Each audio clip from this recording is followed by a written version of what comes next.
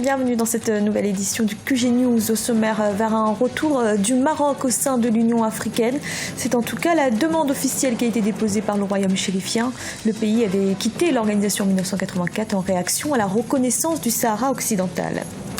Attaque de Boko Haram au Tchad, 4 soldats ont perdu la vie et 7 ont été blessés dans la nuit de samedi à dimanche. L'assaut a eu lieu près de Kaïga, à la frontière avec le Niger.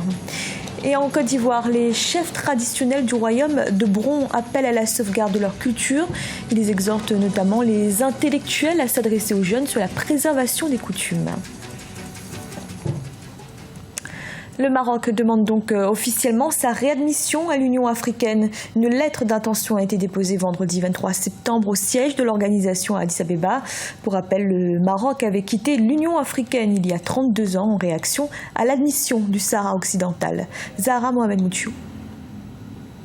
Le Maroc, qui a quitté l'Union africaine en 1984, est formel dans son souhait de rejoindre l'organisation. Le roi Mohamed VI vient de soumettre une demande de réadmission. Cette démarche aurait été entreprise à New York le 22 septembre, en marge de l'Assemblée générale des Nations unies. Une lettre d'intention a été remise à la présidente de la Commission de l'Union africaine, Nkosazana Dlamini Zuma.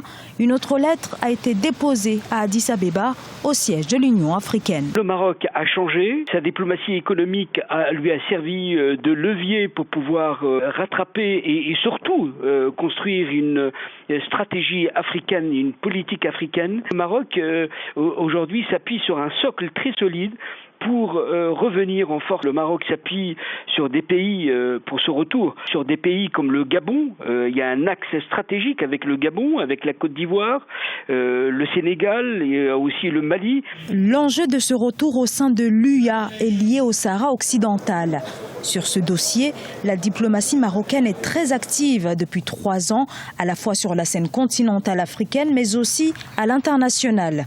Objectif pour le Royaume, convaincre les 53 États membres, les uns après les autres, de sa souveraineté sur le territoire du Sahara occidental, ex-colonie espagnole annexée en 1975 et dont le Front Polisario, soutenu par l'Algérie, réclame un référendum d'autodétermination. Aujourd'hui, il y a 28 pays déjà qui ont constitué un appel pour l'exclusion de la RASD. Et puis, il y a un affaiblissement aujourd'hui sur la scène internationale. Il y a beaucoup de gens voient dans ce problème une question très artificielle. Cette démarche d'adhésion du Maroc devrait être examinée lors du prochain sommet de l'Union africaine en janvier 2017 à Addis-Abeba. Pour les Marocains, ce rendez-vous est d'une extrême importance dans la mesure où Nkosazana Dlamini Zuma est connu pour ses positions favorables au Front Polisario.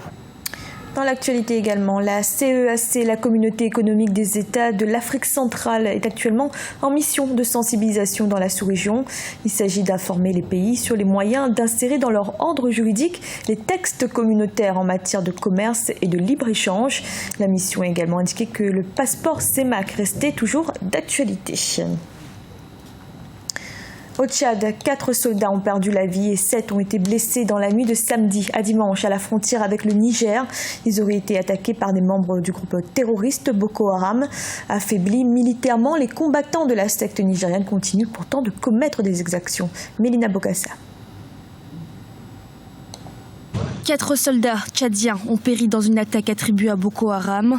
Une position de l'armée tchadienne a été attaquée dans la nuit de samedi à dimanche 25 septembre, faisant état de 4 décès et 6 blessés. Attribuée au groupe djihadiste nigérian Boko Haram, l'attaque a eu lieu près de Kaïga, à la frontière avec le Niger. Aux environs de 20h samedi soir, les éléments de Boko Haram ont attaqué le poste de Djoroye, près de la frontière avec le Niger dans la région du lac Tchad, tuant 4 de nos soldats. Dans sa riposte, l'armée tchadienne a tué 7 éléments de Boko Haram. La région du lac Tchad est soumise à des attaques fréquentes du groupe djihadiste Boko Haram. Les pays riverains de cette région, dont le Tchad, le Nigeria, le Niger, le Cameroun et auquel s'est joint le Bénin, ont donc mis en place une force régionale pour lutter contre ces djihadistes, la force multinationale mixte. Depuis la mise en place de cette force multinationale avec un état-major en N'Djamena, cette force, malheureusement, n'est pas fondamentalement opérationnelle. Elle manque des hommes parce que les pays contributeurs, pour la plupart, n'ont pas mobilisé les contingents, leur part de contingent, et de l'autre également, elle manque cruellement de moyens d'action et elle se repose essentiellement sur le fort propre du Tchad. Alors le Tchad est le seul qui, jusqu'à là, je suis désolé de le dire, parce que le seul qui est jusqu'à là en train d'apporter tous les sacrifices nécessaires à la lutte contre cette secte qui, pour beaucoup de gens, elle a disparu, mais réellement, elle est entrée dans la société, elle est entrée dans la clandestinité, mais elle reste toujours opérationnelle sur un terrain comme le lac Tchad, qui est une zone pratiquement qui manque de tout contrôle. Aucun des États limitrophes ne contrôle réellement cette partie de l'Afrique centrale. Les Tchadiens sont en effet à la pointe de la lutte contre Boko Haram avec une remarquable capacité opérationnelle. Ils ont été à plusieurs reprises le fer de lance des offensives contre les djihadistes. Pour exemple, c'est avec leur aide que les forces nigérianes ont lancé en mars 2015 depuis le Niger une vaste offensive dans la zone frontalière côté Nigeria. Grâce à la coopération régionale et à la mutualisation des renseignements, ces différentes opérations qui leur permettent de reprendre plusieurs villes alors occupées par Boko Haram, comme Damasak où les militaires découvrent un charnier, puis Malam Fatori situé juste en face de Bosso. En Côte d'Ivoire, les chefs traditionnels sont inquiets face à la déperdition des coutumes. C'est notamment le cas du royaume de Bron, situé dans l'est du pays, où le président du Conseil des chefs de canton lance un appel. Il exhorte les intellectuels à promouvoir ces cultures ancestrales, notamment auprès des jeunes. Reportage de notre correspondant Olivier Conan.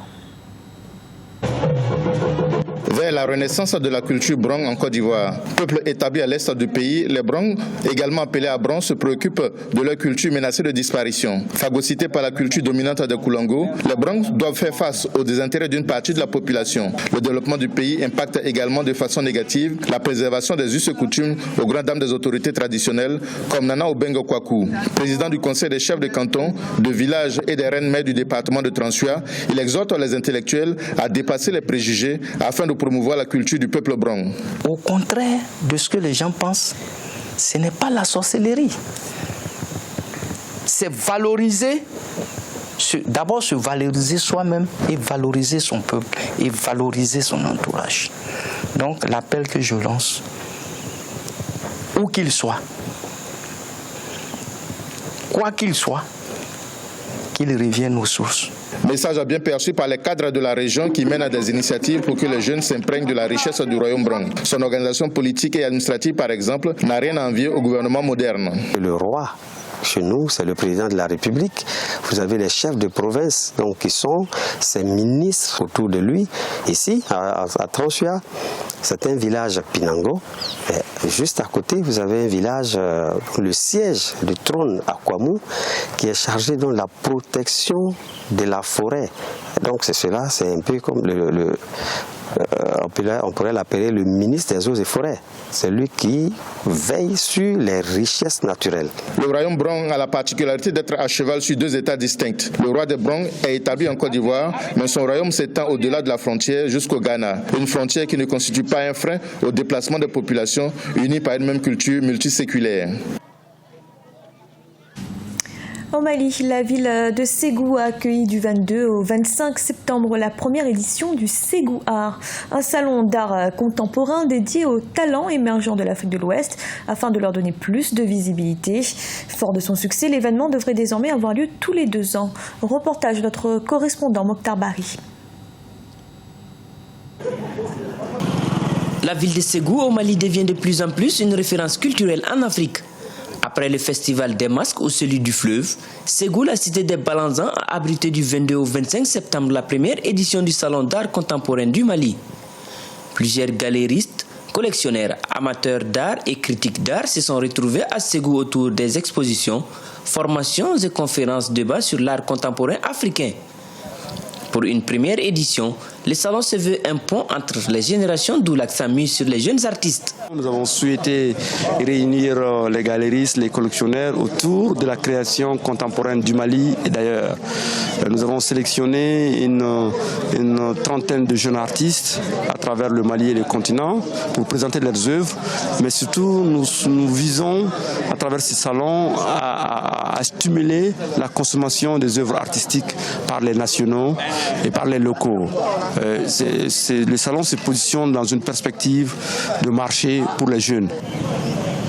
Ils sont venus du Bénin, Togo, Sénégal, Burkina, Côte d'Ivoire, de Tunisie, du Cameroun ou encore d'Europe. Après 3 jours d'échanges et de partage d'expériences, les participants saluent cette occasion porteuse d'espoir selon eux. Tout le continent a été représenté avec les biennales, les galéristes, les artistes, surtout les jeunes et les femmes. Et l'Europe était représentée. Et ce qui m'a amené à dire que les 2 continents les plus proches viennent à travers donc, les artistes de monter cette passerelle absolument nécessaire, qui est totalement autre que la passerelle des bateaux des migrants. Cette tragédie. On est très ravis de cette première édition.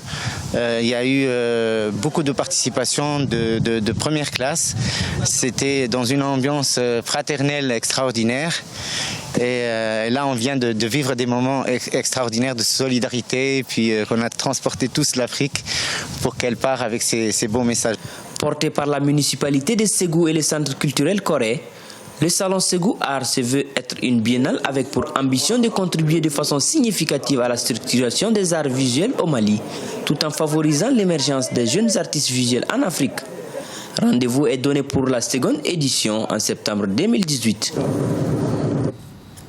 Ce journal a été réalisé par l'ensemble de la rédaction. Merci de l'avoir suivi. Retrouvez dans un instant une nouvelle édition de l'information.